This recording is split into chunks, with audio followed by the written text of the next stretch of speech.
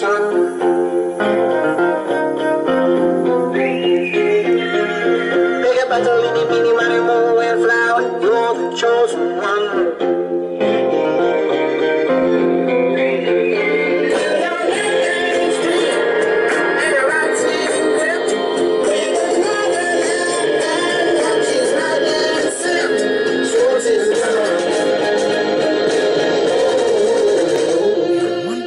This is Jane Haidara, and I am here today to talk about my top 10 best movies of the year.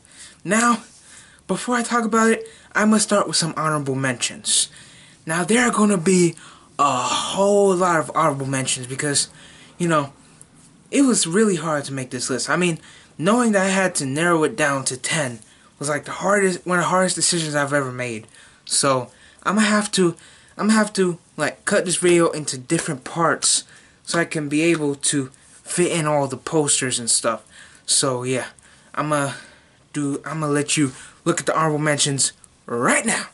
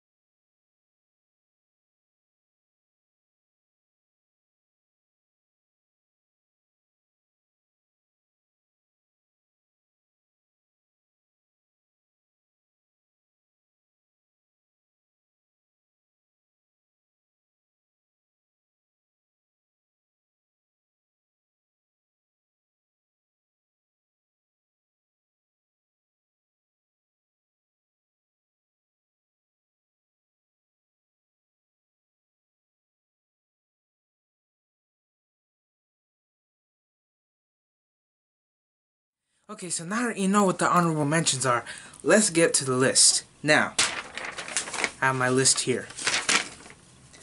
The number 10 is Ghostbusters. Now, Ghostbusters I love because, like, you know how much I love this movie. I've told you so many times how much I love this movie. And no matter how many people were hating on it, and how many people were just like stomping it down to the ground for no reason, I stood here and I continued to defend it when it came out. As you can see, I own the Blu-ray. Yes, here it is in my hand right now. I own the Blu-ray. So to say that I love this movie is really an understatement. This movie, like, it's one of the best movies of the year, and it made my number 10 spot. Alright, so there we go.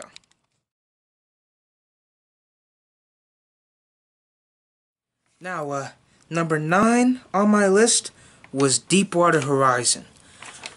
Deepwater Horizon really, like, it deserved to be on here, based on principle alone, because the performances were great from Mark Wahlberg, Gina Rodriguez, and Dylan O'Brien, and everybody else who was in this movie, because while watching this movie, I was shocked that this was actually like a real event, like that actually happened. I was shocked.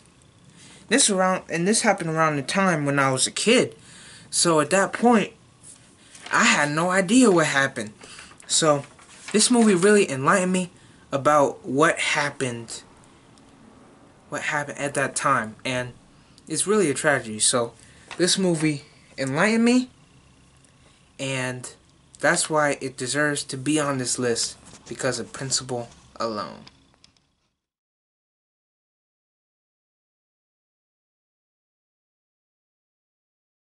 Okay, number 8 on my list is Zootopia. Now, I know you're probably wondering, like, why is it so far down the list? Because I told you, this is like this is one of the hardest lists I've ever made. So, I had to put it at number 8 because there are so many great movies that came out this year. I had to. So, please don't blame me.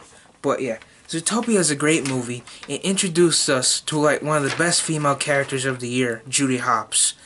And you know how much I love Judy Hopps. So, it also has great animation, a great story, great characters, as I said before.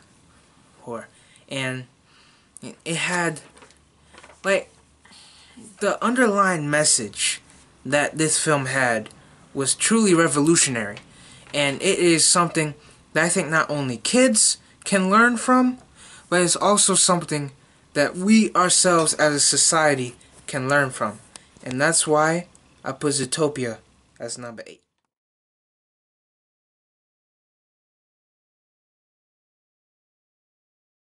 Now, number 7 on my list is Deadpool. Deadpool is one of the best comic book movies of the year. It was great. From the performances to the chemistry between Wade and Vanessa to the action scenes to the all-star performances. I already said performances, but it's true. The performances in here are great. Ryan Reynolds was born to play this character. We know this already. We've said this already, and you know, I just love this movie. And the fact that it is so comic book accurate. This movie is literally 100% comic book accurate. Like, it's rare to see that these days. So, yeah, I love this movie, and that's why it makes my number 10 spot.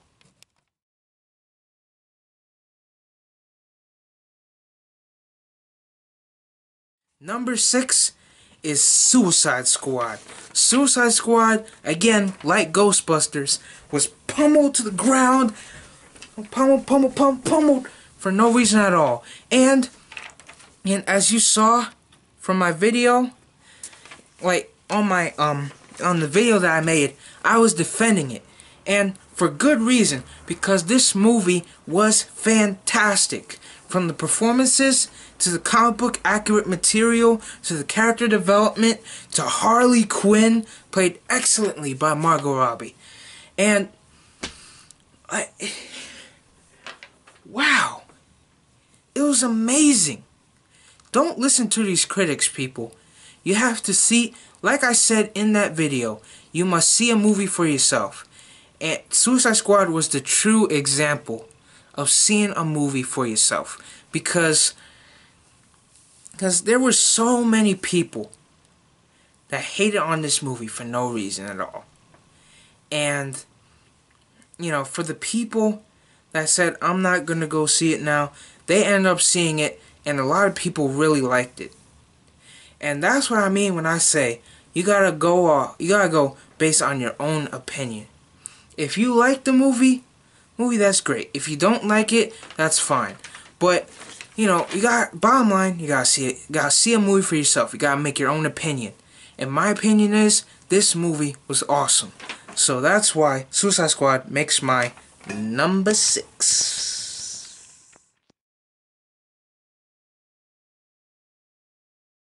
Now, my number 5 spot. Now, my number 5 spot, most people can say, oh, that doesn't count. But to me, it counts because, well, first I'm going to say about this.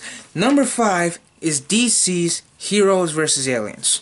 Now, I know some of you are going to say, oh, that doesn't count. That doesn't count. That's not a movie.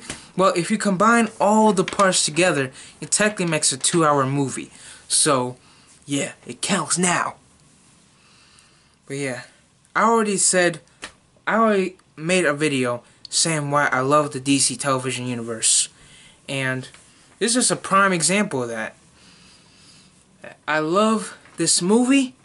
I love how this world has been so established that we care about the characters, when we connect with the characters.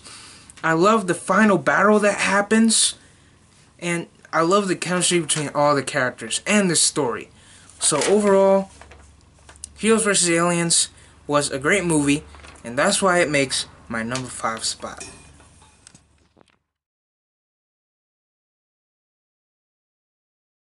Number 4 is Captain America Civil War. Now, Captain America Civil War, like, it's a no-brainer why Captain America Civil War is on this list.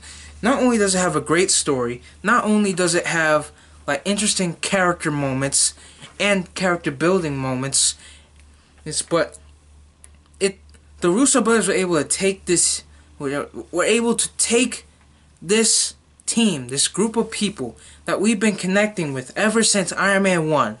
They were able to take the Avengers and everything that they went through and just pummel it down and crush it and stomp on it to the point where there's nothing left. And I love that because it really creates some interesting character drama, and I love that. And also introduced us to Spider-Man. So yeah, that's why it makes the number 4 spot.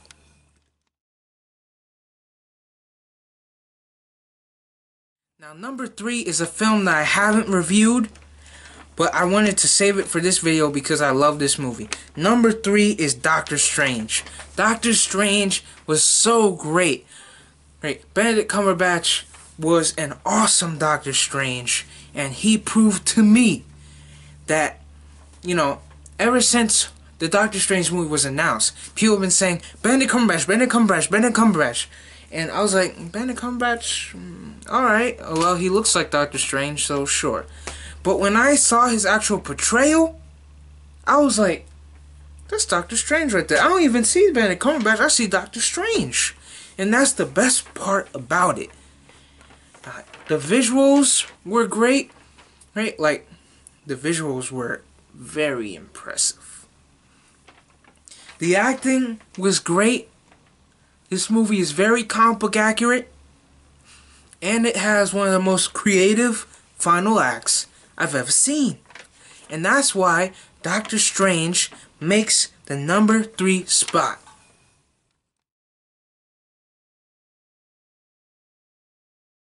Alright, now we're down to the final 2. Okay, now we're down to the final 2. It was hard to, you know, see which one of these two were like, you know, number 2 and number 1. But, you know, it's finally been organized. So, number 2 was Moana.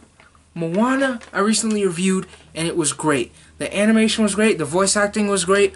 Louis and Dwayne Johnson, they did such a great job in terms of voicing these main characters and giving them the chemistry that they had. And the writing was great. The singing was great. The animation was great. This was just a very, very, very good movie with a great story, mind you. So, yeah. That's why Moana makes the number 2 spot.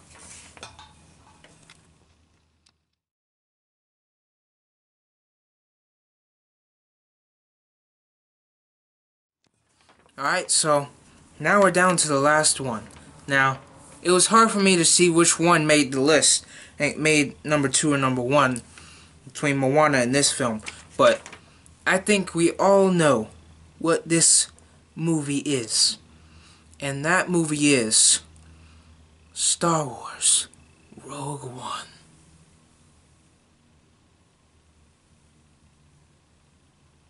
I just did that pause again. I did the same thing in my Rogue One review. Why do I keep doing that? Anyway, this was the best movie of the year. I mean,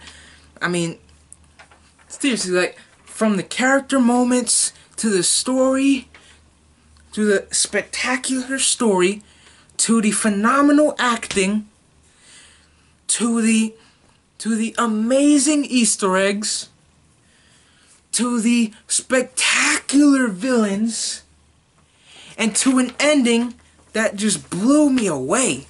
This film had everything, and that's why Rogue One is the number 1, because you know, it had everything.